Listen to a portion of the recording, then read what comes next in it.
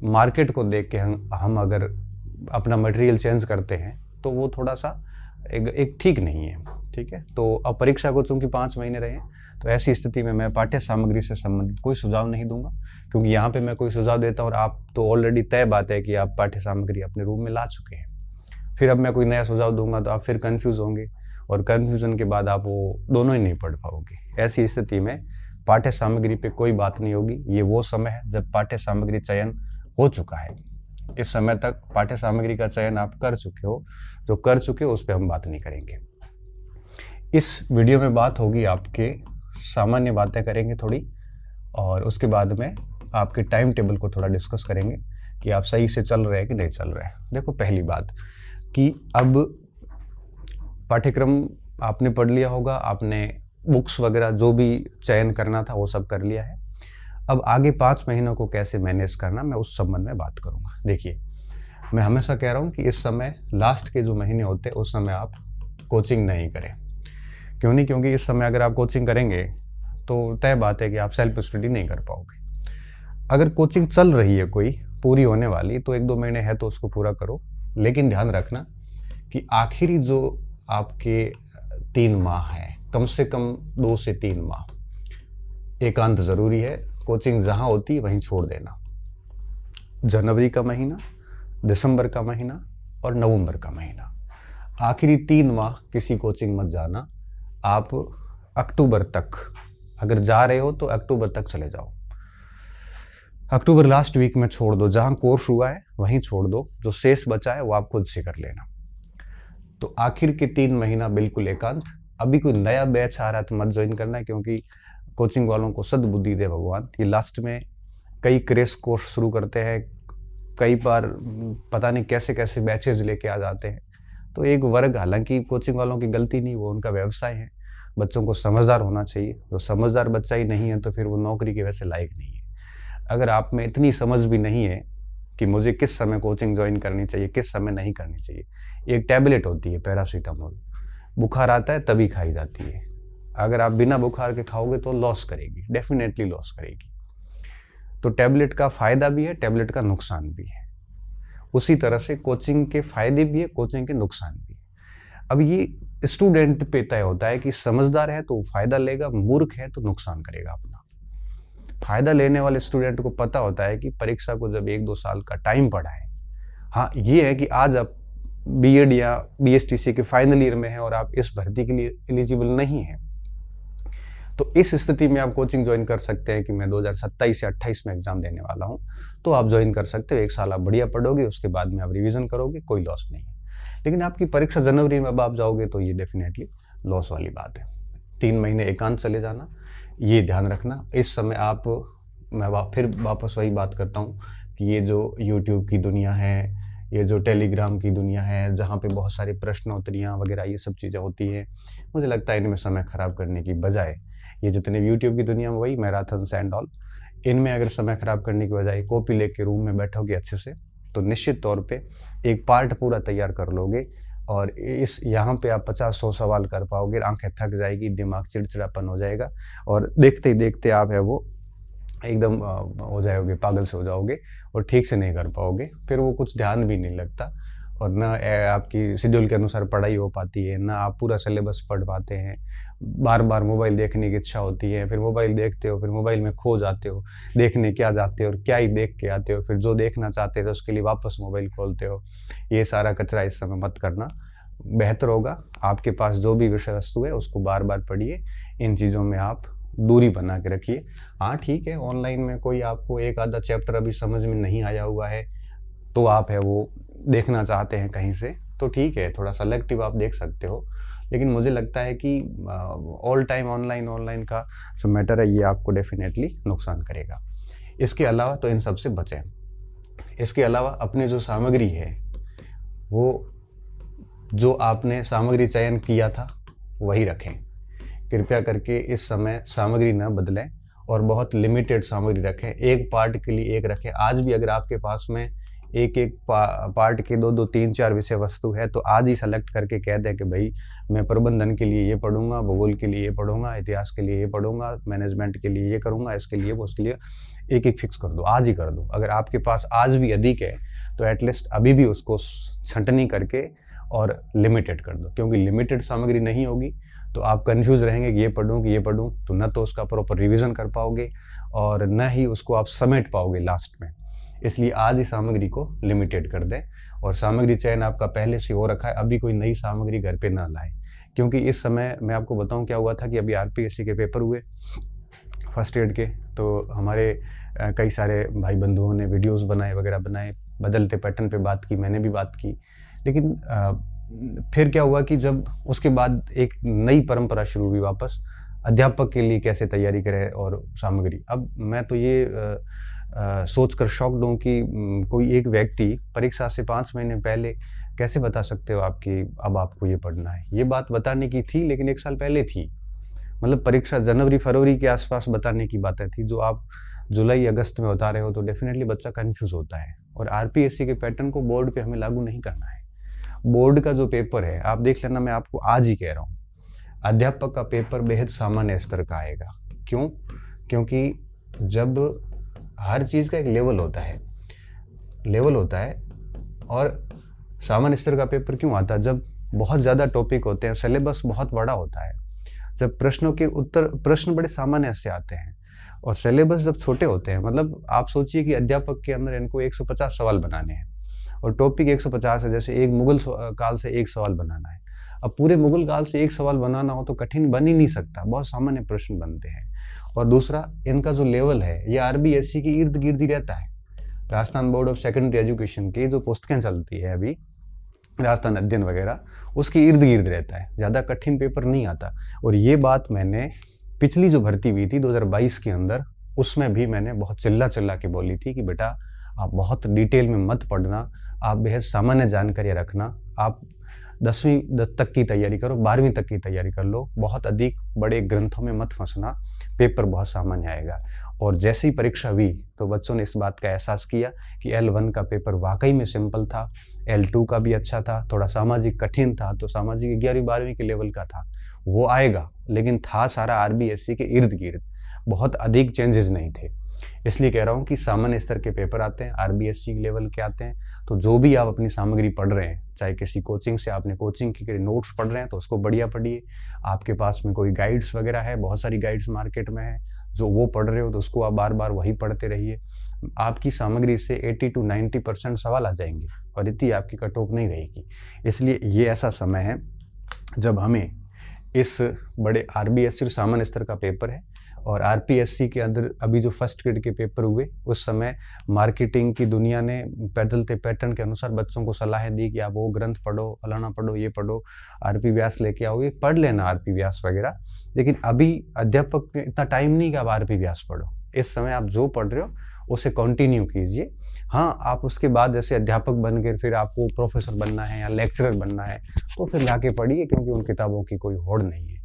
इसलिए इस समय आप सामान्य स्तर का पेपर आना है, आरबीएससी सेंटर्ड पेपर रहता है। तो जो भी आपके पास में कोई किसी कोचिंग संस्थान से आपने किया, नोट्स पढ़ रहे हो तो नोट्स जारी रखिए, गाइड पढ़ रहे हो तो गाइड जारी रखिए। लेकिन इस समय बड़े बड़े जो आपकी ग्रंथ है ये ला के पढ़ने की इस समय आवश्यकता नहीं है। क्यों? क्योंकि अगर आप लेके आके देख के आजमा के देख लो, आप एक चैप्टर नहीं पढ़ पाओगे और अगस्त चला जाएगा, फिर उसको रिवीजन भी तो करना पड़ेगा।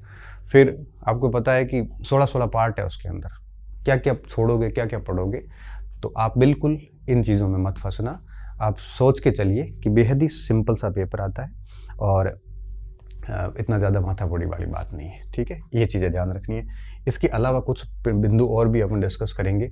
इसके अलावा देखिए, अगर आप कहीं टेस्ट सीरीज़ वगैरह दे रहे हैं तो इसको लेके भी थोड़ा सा ध्यान रखें, क्योंकि टेस्ट सीरीज़ कई बार क्या होता है कि एक बच्चा टेस्ट सीरीज़ के शेड्यूल को लेके 7 दिन बैठा रहता है, तो थोड़ा सा मुझे लगता है कि शेड्यूल कई बार सही भी नहीं होते। इसलिए टेस्ट सीरीज़ के शेड्यूल के बजाय मैं ये मानता हूँ कि अपनी स्वयं की जो रणनीति है उस पर रहें और टेस्ट सीरीज़ के शेड्यूल को एक लिमिटेड टाइम दें।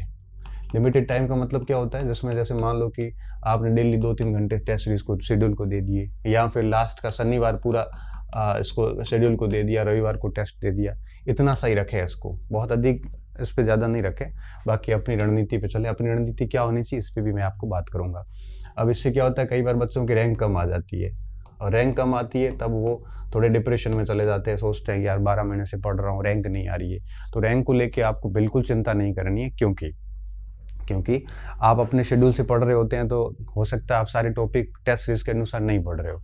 रैंक कम आने का एक कारण ये भी हो सकता है कि पेपर जो टेस्ट सीरीज में बनाते हैं कोचिंग सेंटर्स, तो वो पेपर के लेवल है वो बहुत टफ रखते हैं, जबकि RMSB का पेपर इतना टफ नहीं आना है, तो अध्यापक का तो एटलीस्ट नहीं आना है। तो वो लेवल रखते हैं RPSC का, प्रोफेसर के इन सवाल उठा के देखते हैं। मैंने 1-2 टेस्ट सीरीज के देखे तो वो बहुत टफ रखते हैं। तो ये कोचिंग वालों का गुनाह भी नहीं है, क्योंकि वो तो अपने हिसाब से वही टफ ही रखेंगे। तो इस बार कई बार ये कारण भी होता है कि हमारी सामान्य तैयारी होती है और पेपर बड़े गहरे आ जाते हैं, तो उस वजह से भी हमारे मार्क्स है वो कई बार कम हो जाते हैं। तो रैंक को लेके ज़्यादा दिल पे ना ले। अगर आपको रैंक बार बार चुभ रही है, दिल पे आ रही है, तो फिर टेस्ट सीरीज को दे ही मत आप। इससे अच्छा है कि पुराने जो प्रश्न हैं उनसे, किताबों से लाके अभ्यास करो। टेस्ट सीरीज कोई ज़रूरी नहीं है ज़िंदगी में। हमने खुद ने खूब सारी नौकरियां ली, कभी ज़िंदगी में टेस्ट सीरीज नहीं दी। ये तो ठीक है, मार्केट का एक बनाया हुआ सिस्टम है, उस सिस्टम को हम भी फॉलो कर रहे हैं और आप भी फॉलो कर रहे हो। हमें टेस्ट सीरीज बनानी पड़ती है क्योंकि बच्चों की बहुत सारा डिमांड होती है। हम नहीं बनाएंगे तो कोई बच्चा किसी और जगह चला जाता है, फिर बच्चा कहता है सर आपसे कोचिंग करी है तो आप ही टेस्ट सीरीज दे दो, नहीं तो हम कहीं और जाते हैं। इससे अच्छा कोचिंग सेंटर तो मार्केटिंग है, वो अपने आप कर लेते हैं। तो मैं तो ये चाहूँगा कि आप इसको रैंक को दिल पे न लें। हाँ, हर टेस्ट के बाद गलती ज़रूर सुधारें कि भाई ये मेरे में कमियां रह रही है। प्रश्न को अच्छे से अटेंड करें। 3 घंटे का पेपर होता है तो पूरा 3 घंटे पेपर दें, अच्छे से उसको पढ़ें। टेस्ट सीरीज को परीक्षा हॉल में गंभीरता से लें, बस इसके रैंक को गंभीरता से नहीं लेना है। अगर फिर भी आप अपने आप की भावनाओं पे कंट्रोल नहीं कर पा रहे हो तो टेस्ट सीरीज कोई ज़रूरी नहीं है। आप पुराने ईयर्स के जो प्रश्न पत्र हैं, जो भी मार्केट में खूब सारी किताबें आती हैं, वो किताबें लाएँ और उन किताबों को बार बार पढ़ें, तो अभ्यास करते जाएं तो निश्चित तौर पे ठीक हो जाता है। इसके अलावा कई सारे स्टूडेंट ऐसे भी हैं कि सर अभी कई टेस्ट सीरीज में क्या ऐसे बुकलेट जैसी चीज़ें दी जाती है। मैं तो इसके बिल्कुल खिलाफ हूँ, क्योंकि आप अपनी सामग्री पढ़ें। अब बुकलेट लेके बैठोगे तो बुकलेट में तो क्या है कि उन्होंने बुकलेट के नाम पे पूरा का पूरा वो दे दिया है। तो इससे अच्छा ये होता है कि आप अपनी जो सामग्री पढ़ रहे हो वो छोड़ के बुकलेट पढ़ोगे, तो फिर जो आपने पिछले 1 साल से जो सामग्री पढ़ी उसको आप छोड़ के ये पढ़ रहे हो, तो ये मूर्खता है। इसलिए इन चीज़ों पे ध्यान नहीं दें, इसके लालच में भी नहीं आए। कोशिश ये करें कि आपने जो भी नोट्स बनाए, आपके पास जो भी बुक्स वगैरह है, उन्हीं को बार बार पढ़ें, और वो आपने पढ़ ली और आपको याद है पूरी, तो फिर आप बुकलेट भले देख लो, आपको कुछ एक्स्ट्रा ही मिलेगा, नुकसान वाली बात नहीं है। आप अगर जूझ रहे हैं और पूरा याद तो किसी को वैसे ही होता नहीं है, तो इस सारी चीज़ों में अपना समय खराब ना करें। इसकी बजाय जो आपकी खुद की सामग्री है उस सामग्री पे आप टाइम दें, क्योंकि यही आपका सच्चा सारथी है। और इनमें क्या है, ये लोग स्कूल लेक्चर में भी ये बुकलेट वही होती है, टॉपिक सेम होते हैं। जो प्रजामंडल प्रोफेसर में दिया वही प्रजामंडल दे देंगे आपके अध्यापक में। अब आप सोचो कि दोनों के लेवल में रात दिन का फ़र्क आ जाता है, ठीक है ना। तो कोशिश करें कि आप अपनी सामग्री पे रहें। हाँ, अगर आपको अपनी सामग्री पूरी याद है तो फिर अलग इश्यू है। इसके अलावा सिलेबस 100% तैयार करें, कुछ भी छोड़े नहीं, क्योंकि 100% सिलेबस तैयार होता है तो कॉन्फिडेंस रहता है। इसलिए सिलेबस 100% तैयार करें, लेकिन इसमें भी छोटी छोटी चीज़ें ध्यान रखें कि जहाँ से प्रश्न नहीं आता या कम आता है तो उन पोर्शन को थोड़ा कम देखें, और जहाँ से सवाल अधिक आते हैं, और ये तो आपको जब पुराने प्रश्न वगैरह मिलाओगे तो आपको पता चल जाएगा, तो उसको समय थोड़ा अधिक दें। अब जैसे मैं आपको L1 की बात करूँ, L1 में एक टॉपिक लिखा हुआ राजस्थान की अर्थव्यवस्था, राजस्थान की राजव्यवस्था, मुगल साम्राज्य, अब राजवंश राजस्थान की, इन चारों से मिला के 1 या 2 प्रश्न आते हैं। इनके अगर ऊपर आप बहुत तरीके से इसको तैयार करोगे तो तय बात है कि पूरा महीना लग जाएगा, सवाल तो 1-2 आने हैं। इससे अच्छा ये होता है कि वो टाइम आप किसी और सेगमेंट पे लगाते और उनको नॉर्मली देखते, ठीक है ना। जैसे मुगल काल है, इसकी स्थापना किसने की थी, इसमें वो 7 मैन बाबर, हुमायूं, अकबर, ये 7 शासक हुए, इनका ये कार्यकाल था, इन्होंने ये छोटे मोटे अभियान किए, राजस्थान से इनके ये संबंध रहते का पढ़ के छोड़ दो। अकबर का दीन इलाही, उधर गहराई में जाने का कोई सेंस नहीं है। राजस्थान की राजव्यवस्था है तो राजव्यवस्था में छोटे पॉइंट जो है 6ठी 7वीं 8वीं के अंदर जो चैप्टर पढ़े हैं उनको थोड़ा सा देख लो, बाकी बहुत डिटेल में जाने की जरूरत नहीं है आपको। राजस्थान की इकोनॉमी वगैरह छोड़ दो उसको, क्योंकि इकोनॉमी में 1 आधा सवाल आता है, लेकिन पूरी समीक्षा थोड़ी पढ़ सकते हैं एक सवाल के लिए। करंट पढ़ लो, करंट में से इकोनॉमी का एक सवाल आ जाता है। और जहाँ से अधिक प्रश्न आते हैं, जैसे अब सब्जेक्ट है, सब्जेक्ट से अधिक सवाल आते हैं तो उसको बहुत बढ़िया से तैयार करो। तो जहाँ जहाँ आपको लगता है कि यहाँ से प्रश्न आते हैं उन पे अधिक समय दो। जहाँ लगता है कि यहाँ से प्रश्न पड़ता ही नहीं है, जैसे राजस्थान के राजवंश है, ले दे के 1 या 2 सवाल आते हैं, तो यही करो ना कि उसको एक बार मोटा मोटा देख लो, फिर उसके पुराने प्रश्नों के अभ्यास कर लो, बस बाकी राजवंश को बहुत गहराई में जा के अब 400 राजा थोड़ी याद कर सकते हो, और फिर वो टाइम खराब हो जाता है। तो कोशिश ये करो कि जहाँ से पेपर में कम पोर्शन है, कम सवाल आते हैं, उनको कम टाइम दो, और जहाँ आपको अधिक सवाल मिलते हैं वहाँ आपको अधिक समय देना है। इस बात का आपको विशेष तौर पे ध्यान रखना है, ठीक है। और ये सब करने के बाद और क्या क्या चीज़ें ध्यान रखनी है, बस बुकलेटों के चक्कर में नहीं पढ़ना है, 100% सिलेबस पढ़ना है, कम वेटेज को कम टाइम देना है, अधिक वेटेज को अधिक टाइम देना है, टेस्ट सीरीज को इस हिसाब से देना है। ये सेट नहीं हो रहा है तो पुराने प्रश्न नहीं करो, टेस्ट सीरीज देने की कोई ज़रूरी भी नहीं है। सामान्य स्तर का पेपर आता है, बड़े ग्रंथों में न फंसे, जो आपके पास है उसी को पढ़ें, लिमिटेड सामग्री रखें, अभी नई कोई सामग्री नहीं लानी है, और यूट्यूब्स वगैरह ऑनलाइन इन चीज़ों से बचें। कोचिंग्स वगैरह चल रहे हैं तो पूरे कर दें सितंबर अक्टूबर तक, उसके बाद वापस नहीं जाना है, और अभी नए कोचिंग जाने की ज़रूरत नहीं। मटेरियल पे मैं बात कर नहीं रहा हूँ, क्योंकि इस समय नया मटेरियल पढ़ना मूर्खतापूर्ण है। नया बताने वाला भी मूर्ख है और लाने वाला भी मूर्ख है, क्योंकि इस समय ठीक है, कोई आपको टीचिंग मेथड की कोई किताब चाहिए तो ला सकते हो, लेकिन कोई छोटा मोटा सेगमेंट का नया ला सकते हो, लेकिन यार मुझे लगता है कि सारा कुछ नया लाना गलत है यहाँ पे। अच्छा, इसके अलावा कुछ और बातें, जैसे अक्सर मैं बोलता हूँ, जहाँ जहाँ डिस्टर्ब होने वाले स्थान हैं, लाइब्रेरी हो, थड़ी हो, है ना, चाहे ये सोशल मीडिया ग्रुप्स हो, ये जहाँ जहाँ ऐसे स्थान जहाँ पे आप भटका हुआ है, इन सब से बचें। लाइब्रेरी में पढ़ाई नहीं हो रही है तो रूम में पढ़ें, लाइब्रेरी रूम में नहीं हो रही तो लाइब्रेरी जाएं, लाइब्रेरी में भी ऐसी जगह जाएं जो आप कहीं पहचानते नहीं हो, आपका किसी से कोई संबंध नहीं हो, ठीक है। अगर आप समय खराब करोगे तो मान के चलिए कि 5-4 महीने चले जाएंगे, उसके बाद वापस वही बुरा दौर शुरू हो जाएगा। बहुत मुश्किल से समय मिलता है, ये तो आप बड़े भाग्यशाली लोग हैं कि आपको अवसर मिला है, हज़ारों लोगों को अवसर भी नहीं मिलता, और अगर इस अवसर को आप यूं ही जाने दे दोगे तो मान के चलिए कि सीट वैसे ही कम है, और जितने बच्चे सीट कम है उतने बच्चे सीरियसली पढ़ रहे हैं, और बाकी वैसे मार्केट का रेवेन्यू बढ़ा रहे हैं। कई बच्चे लाइब्रेरी का रेवेन्यू बढ़ाते हैं, कई बच्चे पीजी का रेवेन्यू बढ़ाते हैं, कई बच्चे कोचिंग्स का रेवेन्यू बढ़ाते हैं, कई बच्चे यूट्यूब्स और इनके सब्सक्राइबर एंड फॉलोवर्स बढ़ाते हैं, और कुछ बच्चे ऐसे होते हैं जो अपना करियर बनाते हैं। बाकी अधिकतर तो मैंने देख लिया है जिनकी हालत बड़ी ख़राब है, जिनको ये भी नहीं पता कि सिलेबस में क्या है। तो आप वैसे स्टूडेंट बने जो अपने करियर निर्माण का काम करें, वैसे स्टूडेंट नहीं बने जो मार्केट का रेवेन्यू बनाए। जनरली यही हो रहा है। जिन दिनों मैं जयपुर भी गया, वो सब मैं चीज़ें बहुत नज़दीक से देखता हूँ, मैं बहुत अनुभव के आधार पे बोलता हूँ, और ये बात आपको टच भी करती है मेरी कि बात तो सही कही है, इसमें गलत कुछ नहीं है। तो आप सेल्फिश बने, अपनी पढ़ाई को लेकर सेल्फिश बने, अपने समय को लेकर सेल्फिश बने, अपनी तैयारी को लेकर सेल्फिश बने। नौकरी के बाद आप खूब कल्याणकारी कार्य करिए, परोपकारी कार्य करिए, परंतु इस समय आपको अपने ऊपर टाइम देने की ज़रूरत है, अपनी सामग्री को टाइम देने की ज़रूरत है, मार्केटिंग और मार्केट की इस हवाबाजी से दूर रहने की आवश्यकता है। तो ये तो कुछ ऐसी कॉमन बातें हो गई जो आपको जाननी ज़रूरी थी और हमें बतानी ज़रूरी थी। हालांकि इसमें से कई ऐसी बातें होंगी जिसका आप पालन कर रहे होंगे, ये भी मुझे भरोसा है, लेकिन कई सारी बातें ऐसी भी होती है जिनको आप शायद हो सकता है कि नहीं कर रहे हो, तो उसको आप कर लेना। अब आपका थोड़ा सा शेड्यूल क्या होना चाहिए, अपन थोड़ा सा उस पर भी बात कर लेते हैं। शेड्यूल की अगर बात करूँ तो देखो, आपको क्या करना चाहिए, सुबह से शाम एटलीस्ट 2-3 पार्ट कर देने चाहिए टाइम के, ठीक है। एक सेगमेंट आप अपने सब्जेक्ट को दे दो, विषय को। जैसे L1 के लोग हैं तो उनके 18 गुणा 5 सब्जेक्ट 18 नंबर के। L2 है तो उसमें आपको पता है किसी के सामाजिक होगा, किसी के हिंदी होगा, किसी के इंग्लिश होगा, किसी के उर्दू होगा, किसी के साइंस होगा। तो एक दिन का एक भाग आप विषय को आवश्यक रूप से दें, एटलीस्ट 2-3 घंटे तो आप दे ही दें। दिन का एक भाग आप है वो GS जनरल स्टडी को ज़रूर दें, जिसमें आप रैंडम घुमाते रहें। जैसे एक बार इतिहास पढ़ लिया, फिर आपने भूगोल पढ़ लिया, संस्कृति पढ़ ली, राजव्यवस्था पढ़ ली, इस तरह से दिन का एक भाग एटलीस्ट 2-3 घंटे आप है वो इसको ज़रूर दें, GS को ज़रूर दें, और 2-3 घंटे 4 घंटे आप सब्जेक्ट को ज़रूर दें। और शेष जो भाग बचता है उसमें आपके ये जैसे ICT का पार्ट है, या ये साइकोलॉजी का पार्ट है, या फिर आपके टीचिंग मैनेजमेंट का पार्ट है, या मेथड्स है, ये सारे साथ में ले लें। अब देखो, जिसमें जो भाग आपका कमज़ोर है सबसे, वो मॉर्निंग में रख लो, और फिर जैसे जैसे मजबूत है वो शाम तक आते जाओ।